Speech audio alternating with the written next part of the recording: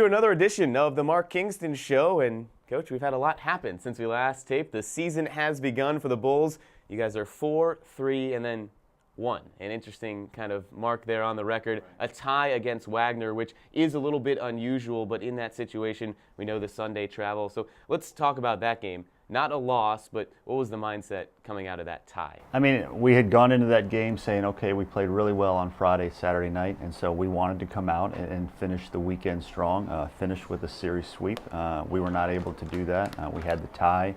It was a back and forth ball game. It was, you'll get that a lot of times on Sundays where neither team, I think, was as sharp as they wanted to be, and because of the travel situation, we had, before the game, we had talked about what the deadline was for how much time they would have to shower, get on the bus, travel to the airport, have enough time to get a party of 40 onto a plane.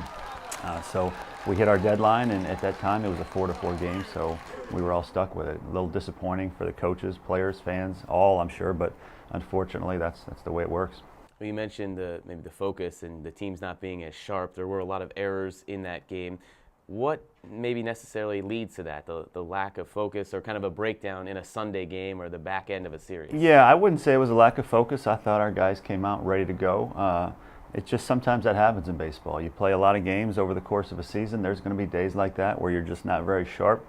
As coaches, our job is to try to figure out, okay, what can we do to help our players be sharper more consistently? And so we'll evaluate, some of the things. We'll evaluate the video. We'll talk to our players and just to continue to try to figure out how we can best get these players to play at their best level all the time.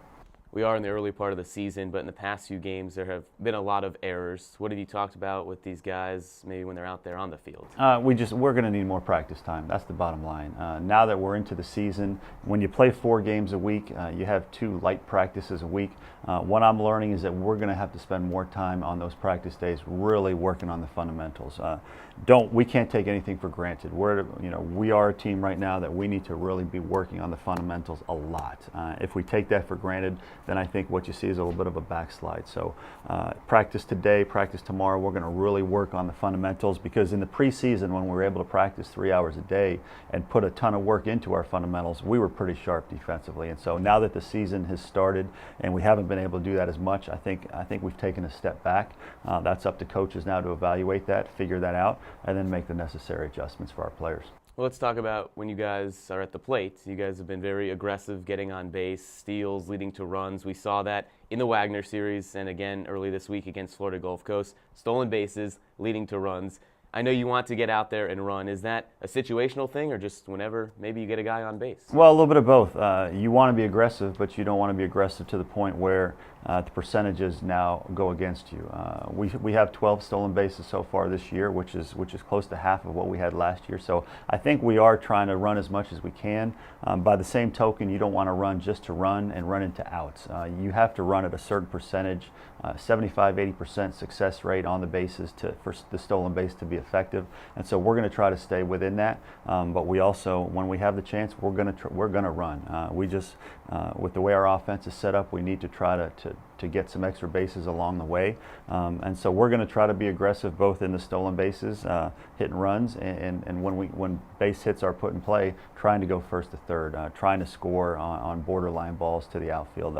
So we're going to try to be aggressive, but you can't be so aggressive that you're running into outs that shouldn't be there either.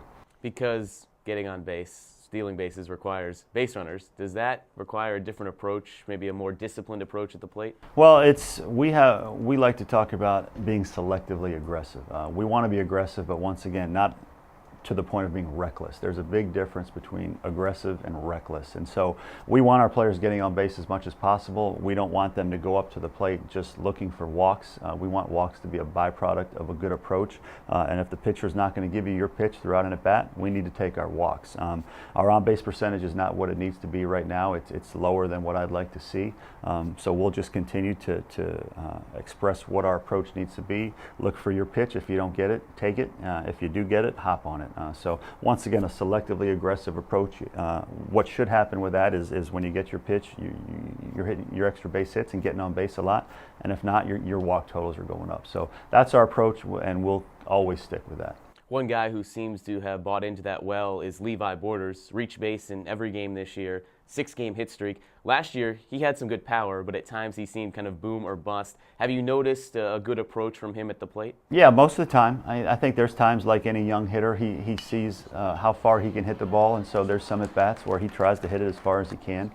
So as a maturing player, I think he just needs to continue to learn that when he's at his best, he's trying to hit line drives from line to line, and when he does that, he's a pretty tough hitter, and that's when his power comes out. When he tries to get a little too pull happy, when he tries to hit his home runs, that's when you start to see some holes in his swing. So I think he's really starting to figure out that if he has a line drive approach and tries to use the whole field, his power comes and there's less holes in his swing. Well, another guy who's done a good job of getting on base is the leadoff man, Kevin Merrill. We'll sit down with the freshman when we return here on the Mark Kingston Show.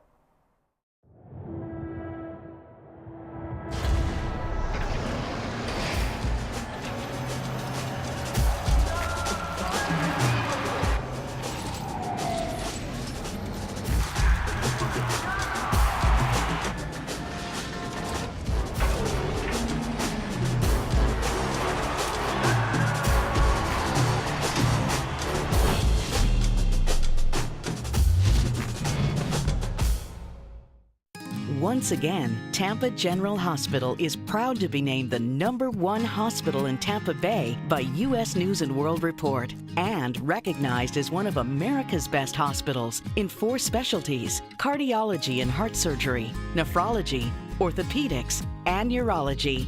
#1 in Tampa Bay, again, and one of America's best. Tampa General Hospital, trusted for our expertise, chosen for our care.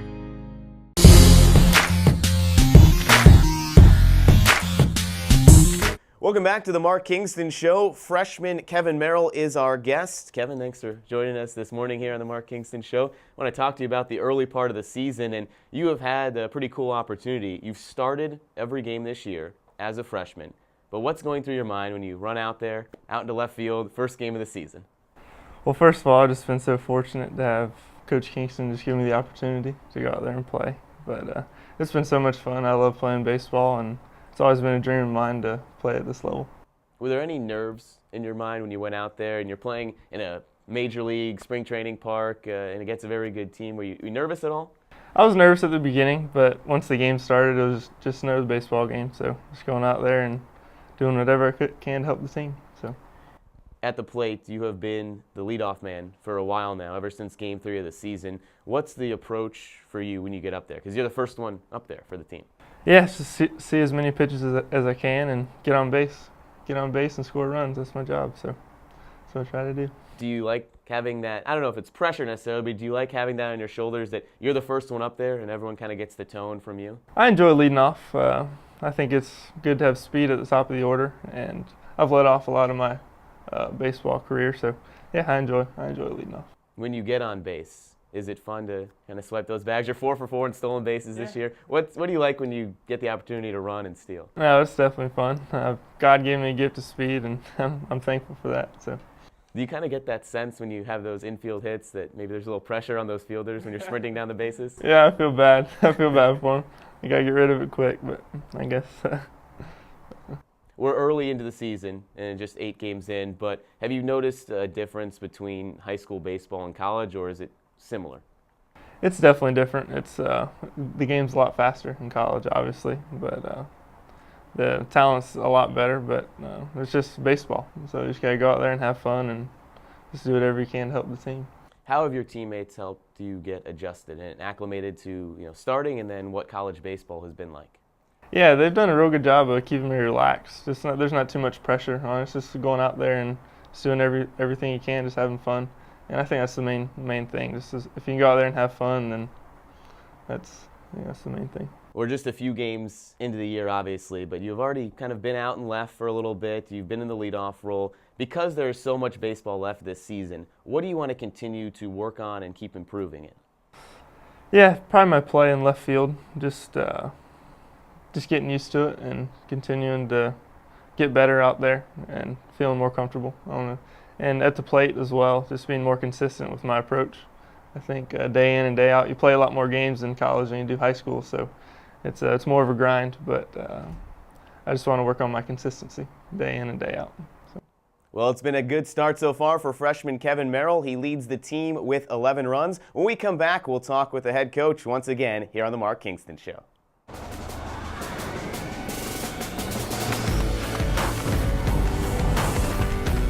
This is where the legends live, waiting for someone with better innovation. From the brand that reinvented the t-shirt comes the Under Armour Speedform Apollo. This is our rocket ship. Looking for an individual or family health care plan? Or maybe a dental policy? Look no further than the Tampa Florida Blue Centers in West Shore, Carrollwood, and Pinellas Park. For more information, go to floridablue.com or call the number on the screen.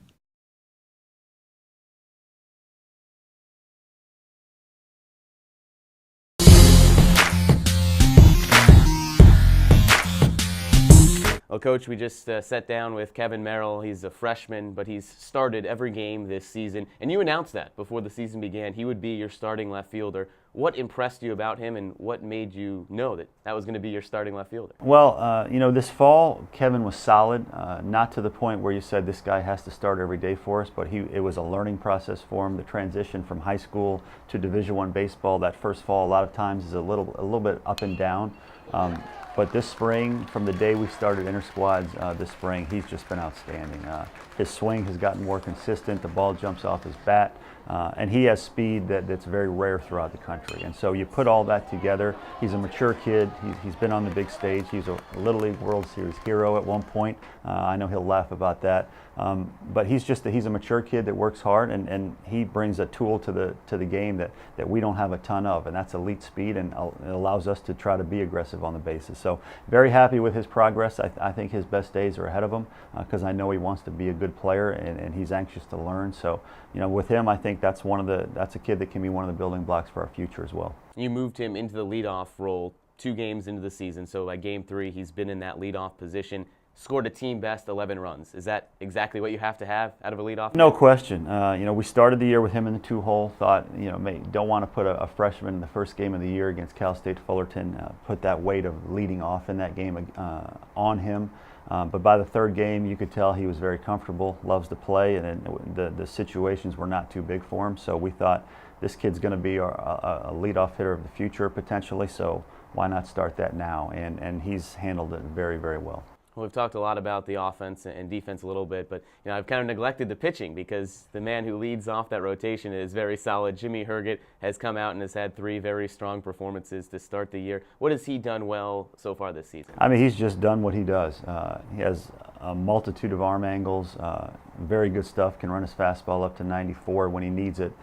He's a great competitor. He's everything you look for in a Friday night starter. And so with him, he gives us a chance to win every time he's on the mound. His ERA is below 1, I believe, at this point. And he sets the tone for our entire pitching staff. Coach Mole, I think, has done a really good job with our pitchers. Our strikeouts per innings are up. And so I think our pitching is, at this point, if you say our pitching stays pretty close to what it is throughout the season, we'll be happy with that. We just have to get our defense and our offense up to speed. You've had some nice performances from some new arms. Joe Cavallero, a freshman, has come in, and some guys that maybe weren't around last year. Michael Clarkson was hurt. What have you liked about some of these new or returning arms to the roster? Well, I think a couple of the really nice success stories so far. Cavallero, like you mentioned, freshman with a sub-1 ERA, and his roles will continue to grow. We've brought him along slowly, but his role will continue to grow, and you'll see him in the starting rotation here shortly. And then another success story so far is Tommy Evo. This is a kid that was on the football team, hasn't pitched in a long time, and he's pitched 3 or 4 times already for us and has an ERA right around 2. So opponent's batting average against him is extremely low. So there are some guys coming along, and there's other pitchers that are doing really well also. So like I said, the pitching at this point, if it stabilizes and stays where it is, we'll be fine there. We have to get our offense and defense backing it up better. A couple more home series coming up for the Bulls, and USF, of course, goes on the road to take on Florida State in early March. We'll talk about all that in our next Mark Kingston show. Thanks for watching this edition here on GoUSFBulls.com.